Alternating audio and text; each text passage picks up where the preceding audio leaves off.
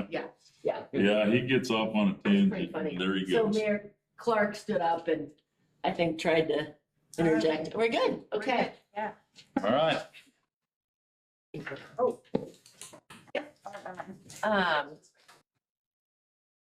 great. Sorry, Mike. Well, I guess we'll start this, and it feels funny, like starting this meeting with two of you here, but I'll call this special meeting of January 16th, 2026 to order. Please join me in the Pledge of Allegiance. Thank you, gentlemen. I pledge allegiance to the flag of the United States of America and to the republic for which it stands, one nation under God, indivisible, with liberty and justice for all. All right. Do we have Todd here, Misty? I saw him this morning out there. Me too.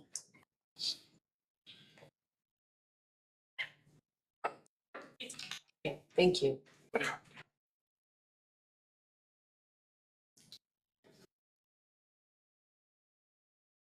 Gotta wait till 10:05 for mine. 9:05. Slightly missed what Hey. it is. Happy belated. You snuck out before I got to see you and say happy birthday. No worries, thank you. Happy birthday. Thank you. Good morning. Hey, good morning. Todd, thanks for being here this morning. My pleasure. Yeah, and thank you for your interest in the Historic Preservation Commission. I'd like to start off just by thanking you for your service. It was my pleasure. Yeah, it was If very. there wasn't a law that actually prohibited service beyond 30 years, I would still be serving. Yeah. Well, thank you for that. My pleasure.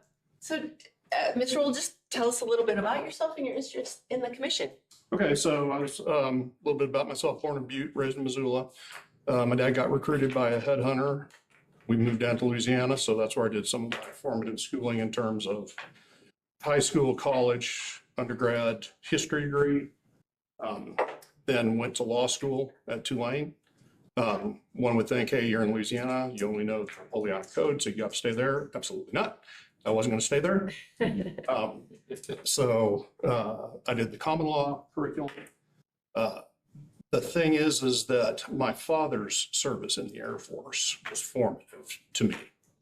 Formative in the sense that when I heard him talking about, and it was like 61 to 63. So, I mean, not a war hero by any stretch, but a hero to me nonetheless. For sure. And so that was formative to me. Going to law school was a means to an end. There's some folks that just desperately love lawyers. Cool. I wanted to serve. I wanted to serve in the Air Force. I could have done missiles. I could have done the Inspector General stuff. I could have done any number of things. But being a judge advocate, so being a lawyer, is what got me in for that. I was only going to stay 4 years, get out, go to the FBI. But if you love what you're doing, you keep doing it. Yeah. Hard to believe I get paid for it. So I did 30 years, which just proves I'm bad at math. Most of the smart folks retire at 20 and they move on to second careers. So I stayed 30 because I desperately loved doing what I was doing. Got out over the course of a 30-year career, probably moved about 15-ish times-ish. So you don't really get a chance to set down roots anywhere. It's, you hit a place and then you're gone. And you're working all the time, so you don't, you're pushing everything to work, not necessarily to being a volunteer. So we bought property here in 2005. My wife and I, she was active duty as well.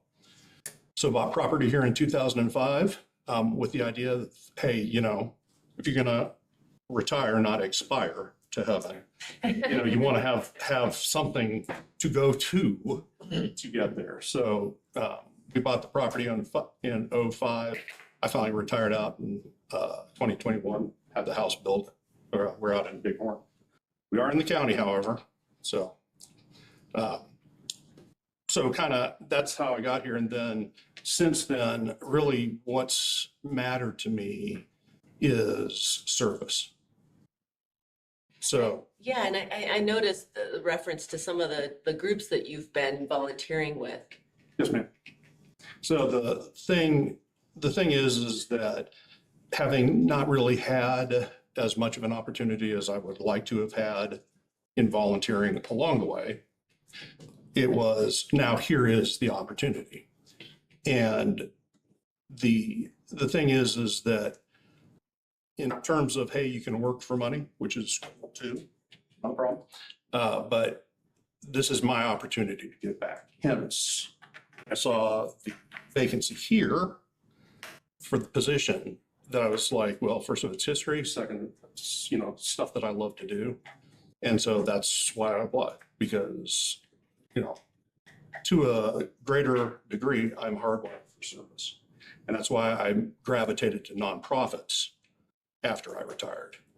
And I apologize, we got your letter of interest, and we kind of all shared it. So I didn't take a copy. I don't have it in front of me. But could you tell us a little bit about the groups that you've been involved with? Most certainly. So I've been involved with, I served on and volunteered with, served on the advisory board for the Salvation Army.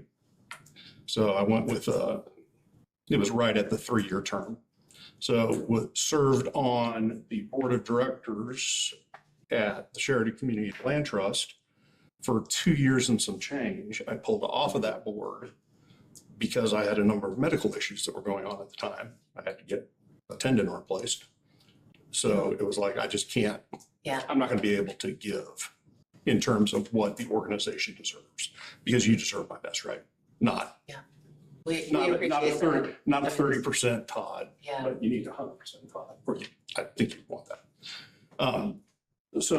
Worked with them, have volunteered with the Land Trust, worked with Kevin on the Monarch Bridge project. If you're familiar with Monarch Lutheran Cemetery, I did probably about 200 hours worth of research in terms of the folks that are interred up there to try and track back.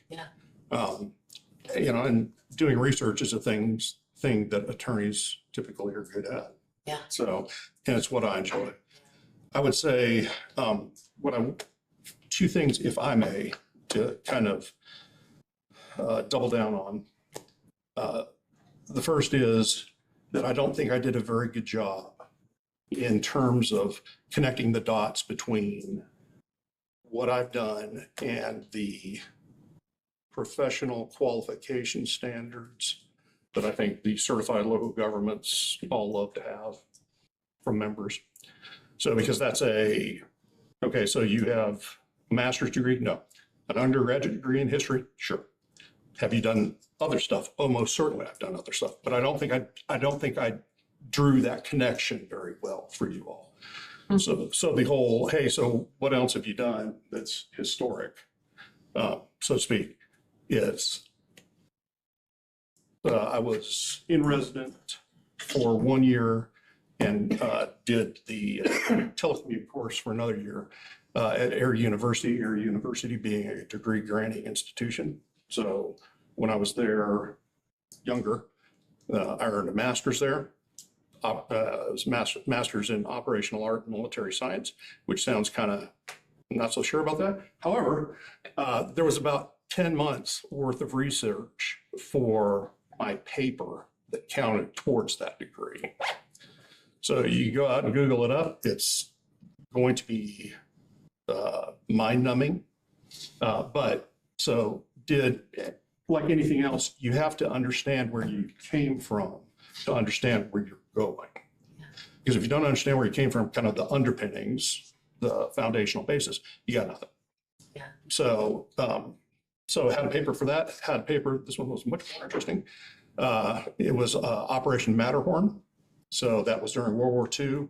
It was B-29s flying over the hump. We were trying to keep China in the war.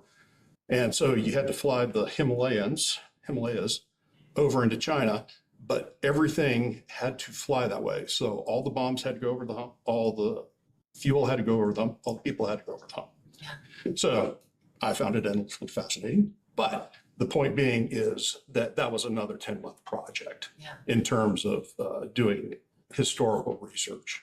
Well, yeah, just really appreciate your interest and your passion in this and your availability. I think for us as commissioners, one of the things we run up against is folks saying, yeah, I want to, you know, give my skills, my experience to this board, and then they have a hard time making it to meetings. And so just you talking about the land trust and, I never had a you know, problem making it. you being able to say, nope, I can't be there 100%. So that means a lot. Yeah. Right. Because that's one of the questions we ask is, you know, do you have availability to be there for the meeting? Oh, absolutely. Yeah. So Yeah. I think I'm done with what the government broke. And has been fixed now. So I think I'm good in that perspective, from that perspective. But absolutely, you know, I consider that's incumbent upon any professional. If you're going to be appointed to a position or nominate, or Yeah. yeah, I mean, even as a volunteer, I owed it to those organizations to be able to be there with respect to that. So What would be your goals as to some of the things that the Historic Preservation Commission could or should be doing in Sheridan County? So I can give you the party line answer, and that's educate. We need to educate and investigate, evaluate, protect, and foster stewardship for our cultural resources, if I'm recalling correctly.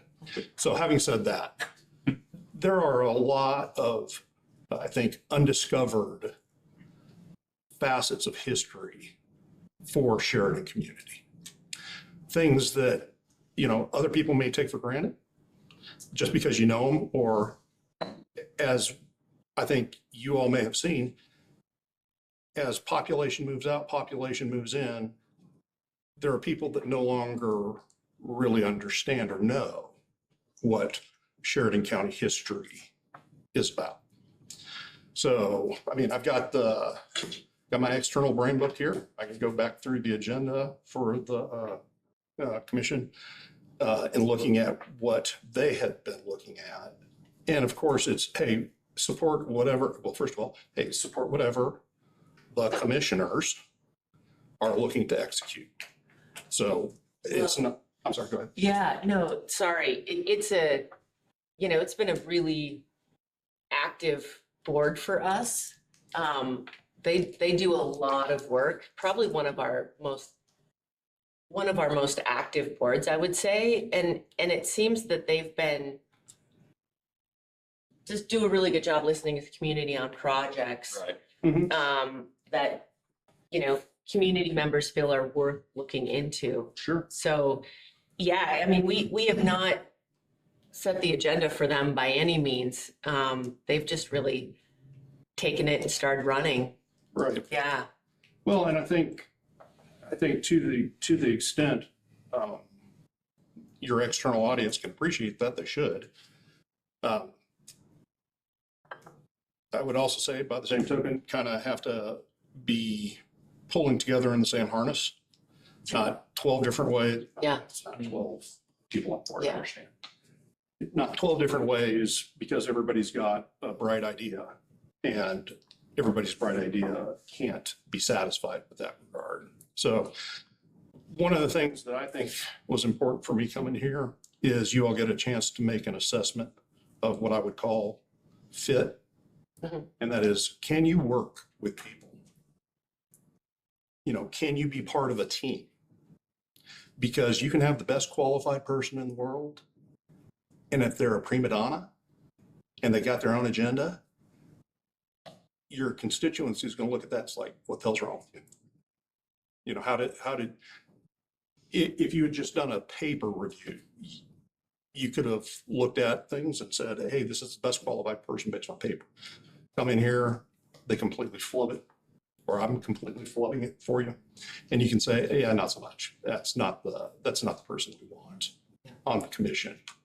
Because much of when you come onto the commission, and having done a fair amount of research, there's some learning to be done with respect to, there's a lot of rules and regulations that come along with, hey, how you do business, how you partner, how you build your coalitions, how you fund especially, that there are a lot of things that kind of come along with that that require some understanding. Yeah. As opposed to just a big brush stroke of, hey, nothing to see here, don't worry about it. It's like, oh no, this gets into the eaches of a lot of, sometimes what I would say fairly technical rules and regulations. Yeah, please. Yeah, well, Commissioner Haswell, myself, and currently Commissioner Jennings are on that board. Commissioner Haswell and I previously were. I guess I'm curious as to the status of your legal. Are you licensed attorney in Wyoming? Not that it's a requirement. No. It's a requirement. Curious, because my third point, because I Yeah, think that that's fair.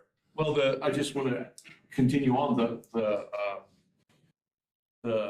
my experience with the board is there could be a lot of challenging grant opportunities that personally was like over my head. And I can't speak for the rest of the folks, but I think it was maybe a little bit that way for them too. I just wondered what the status was of your legal career, I guess. Well, what I would say is I spent 30 years of looking at, of course, federal laws, international laws as well, but rules and regulations, because that's what we do. We analyze and we interpret. Back to your question, I am not licensed in Wyoming. If appointed to the board, and as I've told everybody that I've worked with, I'm not licensed in Wyoming. I'm not providing legal advice. That's not my job. You all have legal people who can do stuff. That's not my job. Correct. Now, Yeah. can I read the law? Can I read the Federal Register? Sure I can. Yeah. Can I provide, hey, this is what it looks like it means to me. And oh, by the way, hey, here's the congressional record about the corporate history behind that in terms of what was the intent of that thing. So absolutely, it's, hey, I am meticulous and stringent in this regard because I'm actually licensed in Colorado. I thought one day I would retire there. I was wrong, for the better. However, I Yes. keep my law license active in the offhand chance that somebody calls me up and says, hey, Todd, we'd like to nominate you for the Supreme Court. Do you have an active law license? So having an active law license is what drives some of that. Yeah. Is it a pipe dream? Sure. The other part B of the third point that I was going to mention is, hey, it's a military dude, so he's going to try and take over. He's going to roll under the board and he's going to try and take over it. Again, I've worked with teams. I've helped build teams. I've been on teams. So this isn't about how great I am to roll in and suddenly make a thing something completely different because, hey, that's what military dudes do. What I will tell you is, based on my experience, is I will give you my best advice. It may be consistent or inconsistent with other folks, but it will be, in fact, my best advice. So, but that's what you all are, that's what the citizenry is the best advice. Don't want to take the advice? Hey, cool. One of my mentors who talked to me said that there's a difference between prudential advice and legal advice.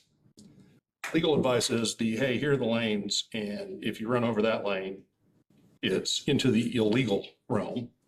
Prudential advice is, can you do it? Sure. Have you thought about these things first before you start doing it? Because there could be second, third order effects. And really, that's what I owe you, is in something like that, it's, hey, so what do you think? Now, again, working within the bounds of that team, however. But I got paid to provide decision makers advice. And wouldn't be getting paid for this, but that's okay. If it's still a thing that, hey, Todd, like to know what you think about a thing, okay. Happy to provide that. By the same token, when it's, hey, salute smartly and move out. Salute smartly and move out. Yeah. It's, Yeah. this is the way it's going to go. Cool, thank you. Are there any other questions for Mr. Wolf? Mr. Wolf, Mr. Jennings, and Yes, it's ma'am. nice to meet you. Thank you for your service as well. I currently sit as liaison to the historic preservation. One of the current projects that they are working on, and it's mostly just discussing with the city, is the downtown design standards. What are your thoughts on that project? In terms of downtown design standards, so if you could, for me, bound what is being considered, because you're not talking about a historic district, you're talking Yeah, about, it's the historic downtown. Oh, okay, I A see. couple of blocks. I see. Yeah. Well, part of it is, which has already been designated on the National Register of Historic Places, correct? I don't believe it has. I don't know that. Yeah, I don't believe it Okay. does. I think some areas are. Yeah. Yeah. There might be a handful of Yeah. buildings, I'm not Sure. sure. Yeah. Yeah, for sure the Katie House. I'm not sure what all, but there's some, Right. yeah. Well, like anything, you can get on the National Register by filling out a lot of paperwork and showing how importantly historic you are. But being named on the register doesn't prevent the owner of the property from doing anything to it. So you want to pay it. As long as there isn't federal money somehow involved in that. If what you're talking about is you want to start telling people downtown, here's what you can and cannot do, I think that that's going to require a greater conversation in that regard, as opposed to, because local ordinances, state law and local ordinances can also provide requirements for land or property owners. So just because it's, hey, it's historic, right, that's cool. But if there isn't anything that says, and oh, by the way, you can't change anything, then then it becomes problematic. But what it comes back to is, okay, so what's the cost benefit in terms of, we tell people you can't change your building at all with a local ordinance or with county. Can't change your building at all. Is that something that we want to say? Now, if you want to say it, fire it up. Again, it's kind of the juice to squeeze of, is that something that we want to do, is to direct. And I have no problem with being directive in nature when it's appropriate. There's a lot of gray area between being directive in nature and being strongly suggestive in nature for things like that. And of course, I mean, as you all probably well know, things that are named historic can come with the historic preservation easement, which gives a tax consequence for the landowner, as does being on the National Historic Register, depending on how much it's worth. So is that something that, hey, here's something good that you could do, but you don't have to necessarily beat them with a stick to get them to do it. But if it's that important and you got to beat them with a stick, then, that's a function for the elected representatives to parse out. Yeah, I think they've, that's kind of the line they walk and work with the downtown Sheridan Association, and then also with our fairgrounds Oh, absolutely. and trying to, just structurally improve buildings, but what can we or can't we do? And yeah, so I appreciate your understanding of, both sides of that fence, so to speak. Well, I've been on both, not necessarily for the historic preservation stuff, but I've been on both sides of the Yeah, trying to do with that. yeah. Are there any other questions? Yeah, go ahead, Mike. There was a little bit of talk about grants and funding and things like that, and I know that the state is looking into trying to eliminate as much grant money and things like that as they can right now. My question to you would be, which do you prefer, to go after grants or go after private donations for projects, and why? I think whatever grants the most, whatever provides the most flexibility is, if that's a grant, okay, because, and I understand, hey, folks depending on where the grant is coming from. Obviously, I think like, it may not be a grant, so forgive me if I'm miscommunicating. What the Wyoming State Historical Office, Preservation Office provided was like 1.7 million for the county's libraries.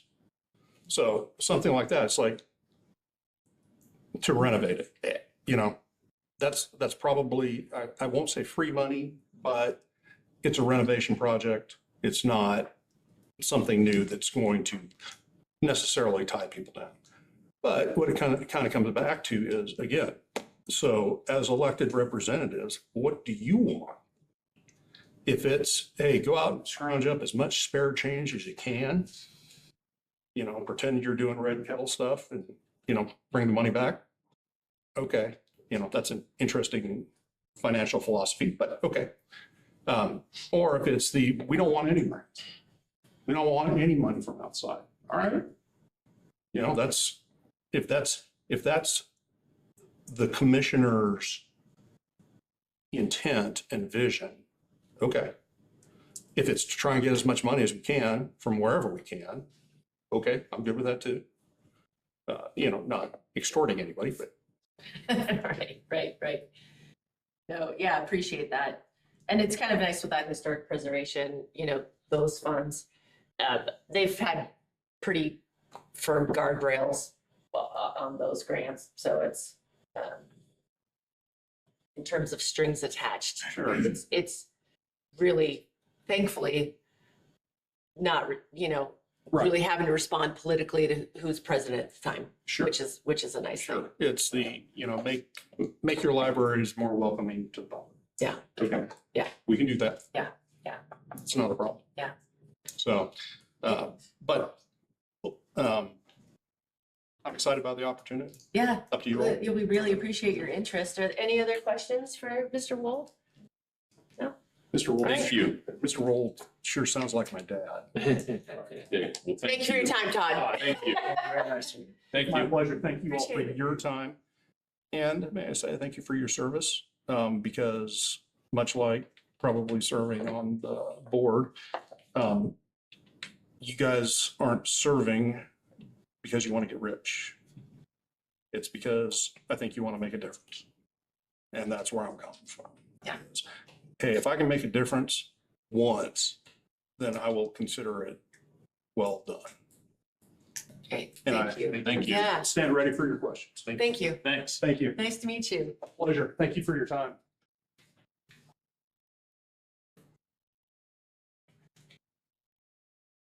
Other, that's pretty in-depth Yeah. questions for you.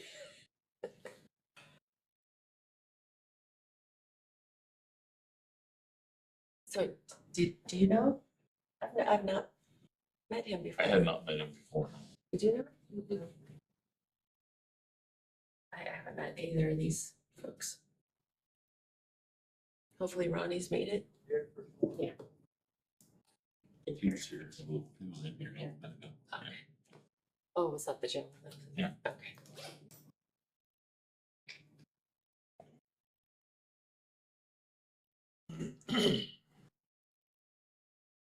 Good morning. Hi, Hi, Mr. LeBlanc. Thank you for your interest in this position.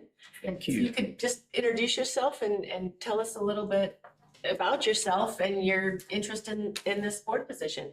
Hey, I'm Ronnie LeBlanc. I've been tickled to be a resident of Sheridan County for over 20 years. I've lived on the East Coast, Connecticut, Massachusetts. I've lived on the West Coast, California, Nevada, lived in LA, Houston, Denver. Been around a little bit, but all the places I've been, I love this place the best. And the more that I'm here, the more I discover the history that we have here. I assist Dennis Reeder, maybe you know him, in keeping the Mount Hope Cemetery mowed out there on Bird Farm Road, not too far from Mr. Wright's house. And I discovered that we have two Civil War vets buried out there, one from the south and one from the north. And so there's some interesting history here. So I'm kind of proud of Sheridan. I love it here. I'm not leaving. I'd like to be on the board. I think history is important. The younger people, as I look around this room and I see some people that may be approaching my age bracket, some of them got a ways to go. We gotta have some historical stuff for people so they know who we were, what we were doing here, and then they can pick it up and carry on. Yeah. As a retired pharmacist, I probably know about 6,000 people in Sheridan. Because each pharmacy has got, their own population, and Yeah. you see the same people, Ms. Haswell, just about every month. You see get their refills or so, and then you treat the grandparents, the great grandparents, the parents, the kids, the grandkids. So you walk through life with a lot of people. So I know a lot of folks in Sheridan, and I feel like I could represent their interests well. Yeah, thank you. One of the questions we always ask for these board positions is availability. And any issues with the time commitment of, once a month meetings? To quarterly meetings. Oh, did you go Yes, we did. quarterly? Okay. That's a great question right there. I guess I could say I'm freshly retired in Congratulations. April. Well, God bless me, I'll tell you. But in April, it'll be 3 years. And so I've said about doing honeydews, and some of these guys know what I'm talking about. And so you work on those projects as time goes on. And but I don't, Ms. Haswell, I don't see a problem with me making the meetings. As I mentioned on my cover letter, perhaps you had a chance to look at it. We did. I'm a president of the local Gideon camp. We put Bibles in hotels, motels, and traffic lanes of life. You probably know that.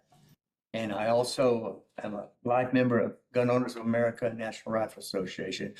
I don't necessarily do anything with those organizations. What I mean to imply is I take my responsibilities seriously. And so I would be there, yes, ma'am. I wouldn't be a name on a sheet of paper. I think I would try to have some input. Great.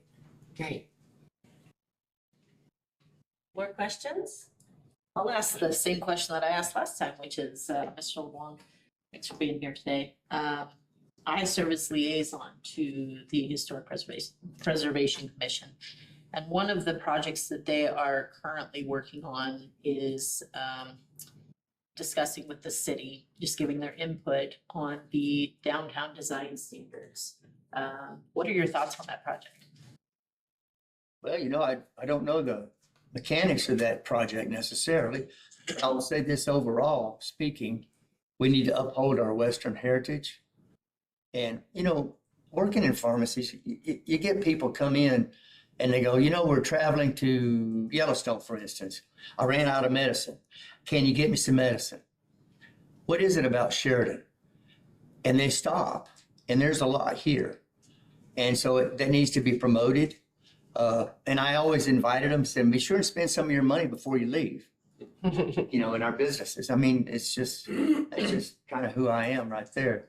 But I would like for Sheridan to maintain its historical Western culture. As I mentioned in my cover letter, I'm not a horseman necessarily. I did grow up with horses, and I do have a respect for cattle. And so I don't know. I prefer to be here in Sheridan, and I want to see Sheridan stay as good as it is. Maybe help make it better, if I can. Did that come anywhere close to answering your question, It did, yeah. Ms. Jennings? Thank you. Ronnie, what kind of things do you know that the Historic Preservation Committee has worked on, and what would be some of your goals for things that you think maybe they could work on in our community? It's a good question, Mr. Siddle. I'm afraid I'd have to say I don't know too much about it, sir. I'll just admit it right up front. Okay. And, but I would be happy to be a participant in helping people brainstorm Okay. for things, but I That's fair. don't know anything, sir. Yeah, Uh, that's fine. necessarily. That's very fair. We worked on a lot of stuff. Yeah. So- Okay. Yeah. I'm just kind of all over the Well, I hope place. you appreciate my honesty, Sure. because it's like I mentioned in my cover letter, the code of the West is important to me. And you ride for the brand, and you're there for your friends. I mean, there's no trouble. I know with the other people on the board, there's gonna be no trouble getting someone up to speed on what projects they're working on and And certainly they're always looking at opportunities for more projects to work on. The Historic Preservation Committee is one of our very, very active boards that does a lot in our community. So, You know, I had an opportunity. I don't know that they do it anymore, Mr. Siddle, but the municipal cemetery used to have cemetery tour. I don't know if you had a chance to go in any of those. I had an opportunity to take the persona of Manville Kendrick, which was John Benjamin Kendrick's son. And so I went to the library in the Wyoming room and studied up and looked up newspaper articles about him. Of course, he's deceased and all that. But I came out from behind a tree in the dark and I was Manville. And then the next year they said, well, would you be John Benjamin Kendrick? And what an interesting fella he was. So as I looked in the history, discovering who he was, what he did, how he got where he was, and I'll tell you something, Nick, if I may call you Nick. sure. I'll tell you something. I presented a balanced view of Mr. Kendrick. Yes, he was a Sheridan senator. Yes, he was a Wyoming governor. Yes, he was a Wyoming U.S. congressperson. But he wasn't no saint. So I was balanced He was about it. not. I feel like I was balanced about it. I did his memory right. But at the same time, I don't think it's right to stand up and just say, this guy was nothing but an angel. Stuff about the sheep farmers I was in the gonna say northern the sheep. country. Much of it, I'm sure. Yeah. So sometimes I might get myself in a little trouble by being a little too honest, but I hope you appreciate that. I was the FFA advisor of the John V. Kendrick FFA chapter for 23 years. So, Yeah? yeah. Yes, sir. That's great. Any other questions for Mr. LeBlanc? Madam Chair. Yeah. Mr. LeBlanc, I'll ask the same question that I asked before. And if given a choice between going after grants for projects that are conceived by the board or raising funds by donations, which would you rather prefer? I would probably pursue the donation factor of that. By virtue of knowing a lot of people, there probably would be well, first of all, to begin with, I think that if you want something, you should plan to make it happen yourself. I want my little piece of ground to look good in the summertime, so I take it upon myself to keep it organized straight and clean and neat. And so I don't say, well, I wish somebody would fix that for me. I get up and go do it. I would think that that'd be my first tack on that, Mr. Arzi, would be to see about getting community funding to get behind something, because it's like any business. For instance, I run a small business, by the way. It's a hot dog cart in the summertime, and I'm at Home Depot every Fridays, 11 to 2. You want something fast. Shameless advertisement. No. Yeah. Nick, I'm just offering you the best hot dog in Wyoming. That's all I'm doing. sir. I'll be there, man. Yeah.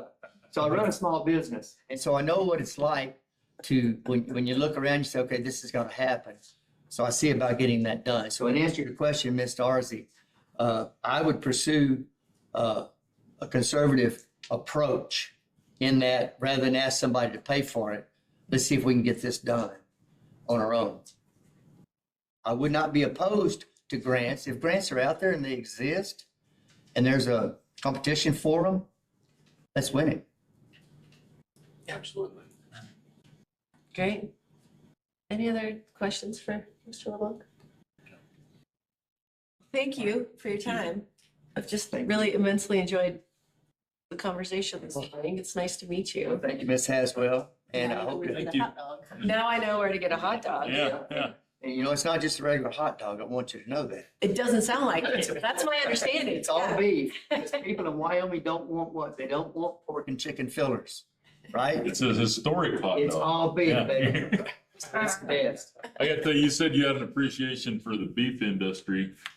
This morning, my grandson's back there today because there's no school today and grandpa's in charge. But this morning, when I was asking him, what do you want for supper? He goes, well, how about ribeyes? That word, buddy. So he has an appreciation for the beef industry. Yeah. Grandpa, you're gonna have to cough it up, Yeah. you know. Make memories with that I grandson. handle it. Yeah. Make memories while you got him, sir. Yeah, that's right. Mr. All right, LeBlanc, thank thank you you. so much. Thank you very much. Appreciate it. When you gonna let me know?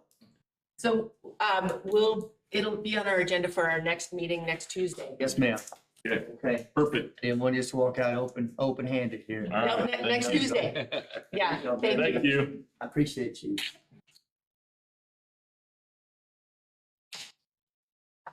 Yeah. Are we adjourned? We are adjourned at 9:40. I wish, gosh, all of our applicants were Pretty good. 20